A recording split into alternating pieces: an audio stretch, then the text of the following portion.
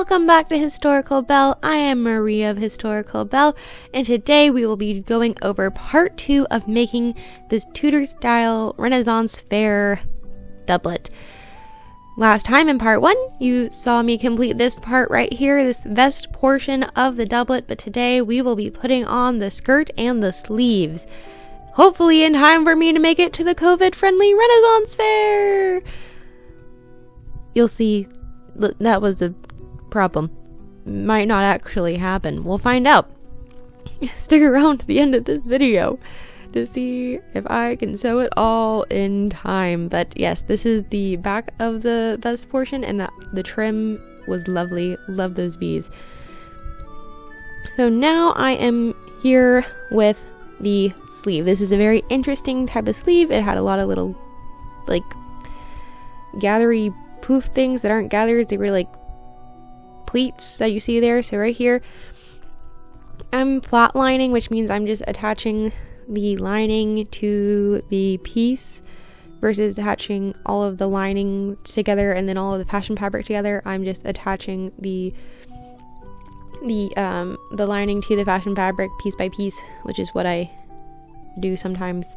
Is very historically in some portions. I don't know if it's historical for the Tudor era, but I'm not necessarily concerned about historical accuracy. This is for a Ren fair, it's for fun. It is historically inspired, so I feel free to kind of do whatever I want for this. So here's the interesting, I want to also almost call them like darts, but they're not exactly quite darts, but they're not exactly quite pleats either. They're this, like, the interesting way of doing this sleeve, which had a lot of fabric, a lot of poof up at the top, which was a lot of fun. So here I am cutting out the interfacing for the bottom part of the sleeve. So this sleeve had two parts. It had the upper part, which was really poofy, and then it had the lower part, which was very fitted to the forearm.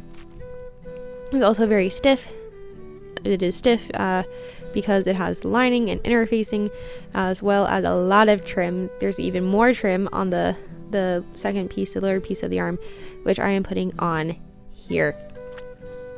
So I'm very much doing the same method as I did with putting on the trim for the bodice part of the doublet, which means I'm just going for it, just straight on trim to fabric. So I have the pattern piece laid out over the fashion fabric, and then I have my giant quilting ruler, and I'm just folding back the pattern piece on exactly where the line is.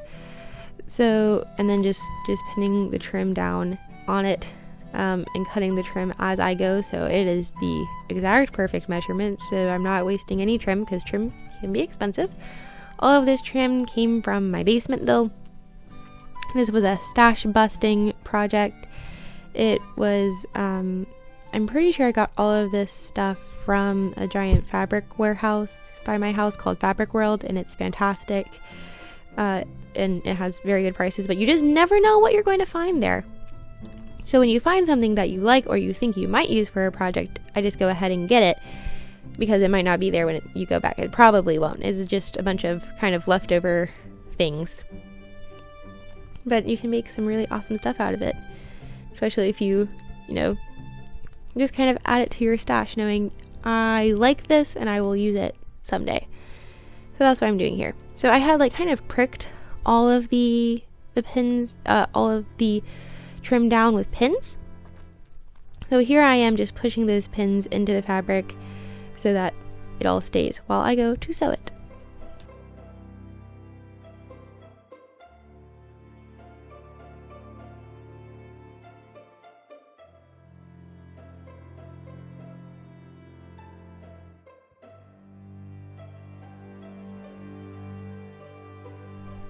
So here I am running all of this trim through my machine. It was a lot of just sewing straight lines one right after the other for both sleeves, but hey, it worked. Now I'm going to attach the sleeve to the lining. I'm just going to flat line it like I did the top of the sleeve. I'm going to do the same thing for the bottom of the sleeve and then sew it around.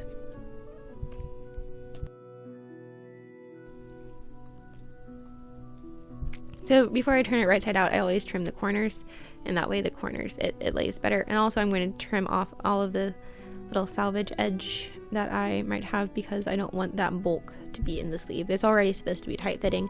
I don't want it to be too tight.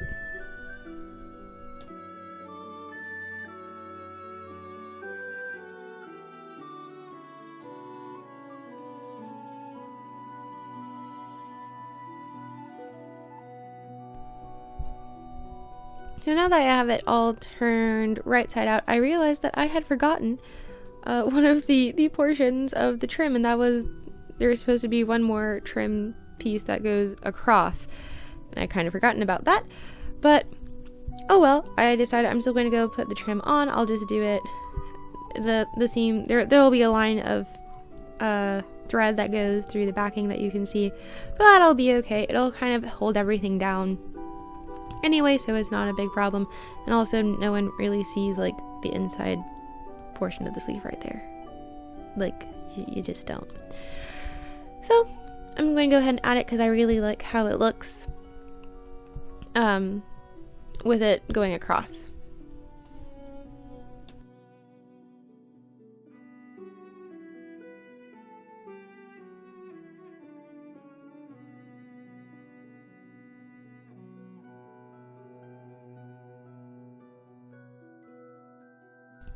It is now time to attach the top of the sleeve to the bottom of the sleeve.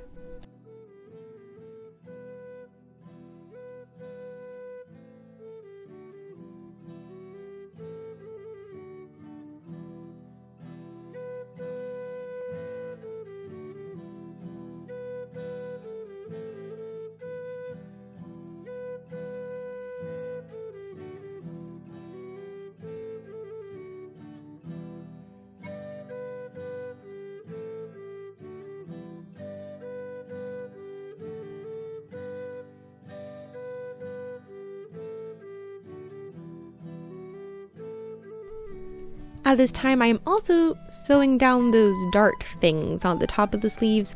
I think I've decided that they're darts, because that's what they reminded me most of, but they just don't have like, they're like already pre-cut darts. Anyway, they look nice, and they create a really fun effect because they're already like all across the sleeve, so it makes the sleeve stand out.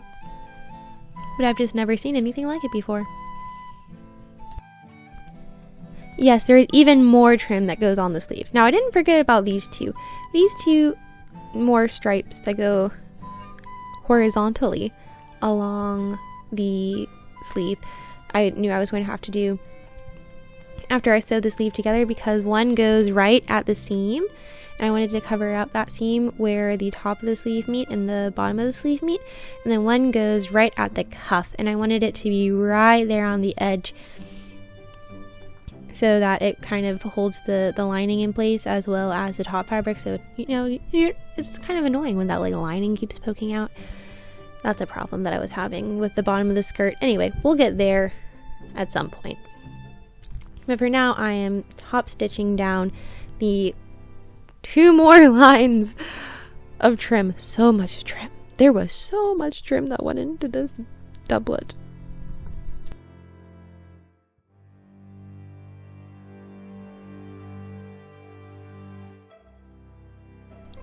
And of course, the necessary but my least favorite part of sewing, which is trimming threads, must be done. But it's so tedious.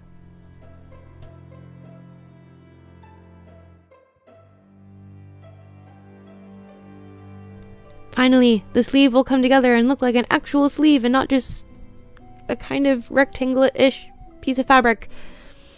This is one of my favorite parts because it's like, wait, it actually looks like a wearable garment now, when you finally pin that underseam of the sleeve right there.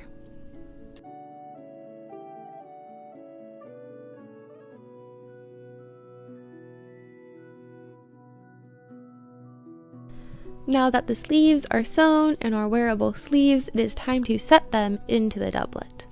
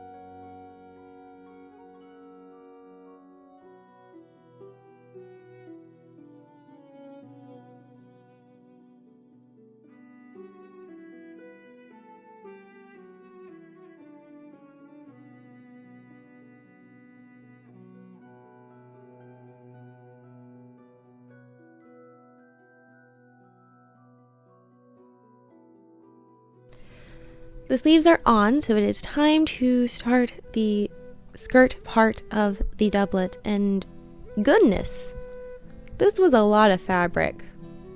This was a whole lot of fabric to put into a skirt and to fasten onto that vest portion. Well, that was really a jacket because it has sleeves of the doublet.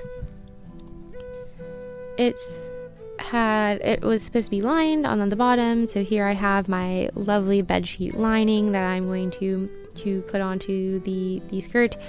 For the skirt itself, I decided not to flatline. I was going to just sew all of the skirt pieces together, and then sew all of the lining pieces for the skirt together, and then sew them together so that there would not be any seams in the skirt, because you are going to probably see those as the skirt moves, and I just would prefer a cleaner look for that. For the sleeves, you really don't see the lining or the seam part of the sleeves. The skirt part, you very well could, because it's not a closed skirt. The front part of the skirt is open over the pants. But this was just a whole lot of fabric that then gets pleated down.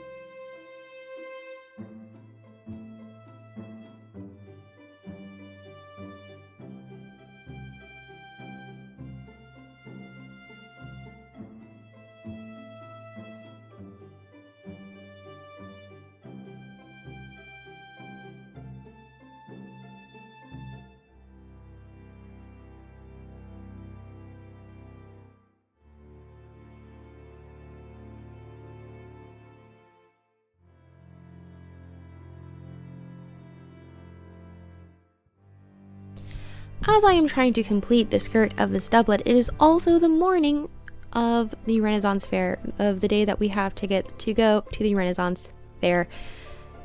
And I was becoming very concerned that Stephen was just going to end up wearing a jacket that had no skirt on it, because I wasn't going to get this done.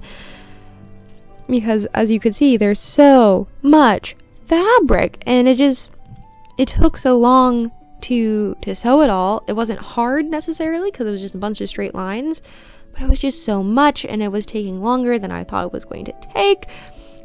I was supposed to pick up my friend who is in my bubble, in my social bubble, to go to this very precautionary, lots of COVID precautions in place Ren Fair, because we were just so starved for wanting to go anywhere that seemed at least a little bit safe. But I was getting very frustrated with this skirt, because I was going off of what the pattern said how to pleat it, and it wasn't lining up right. So I just tossed the pattern, probably very dramatically, to the side, and decided I was just going to do it my own way and pleat it down how I saw fit. And then that finally worked. I was a little late to pick up my friend, but Stephen did have a skirt on his doublet so that he could wear it. I did not get to do any of the nice finishing touches, and the doublet did not have any closures on it, and I did not have time to make the pants that I thought I was going to make to go with this. So there he is with his open doublet, but that's okay. I also didn't have time to make a fancy shirt for him, so he's wearing his 18th century shirt. Sorry, not 18th century shirt, 1800 shirt that goes with it. But you know what? It was fun. Maybe by the time the next Ren Fair rolls around, I'll actually get some closures on it, and a proper shirt and some proper pants. Or perhaps some more proper pants. But you know what? We had a good time. We got to go dress up and have fun. So stay tuned for the next video where we go to the Ren Fair. And you can come along with us. So until next time, happy sewing and happy adventuring.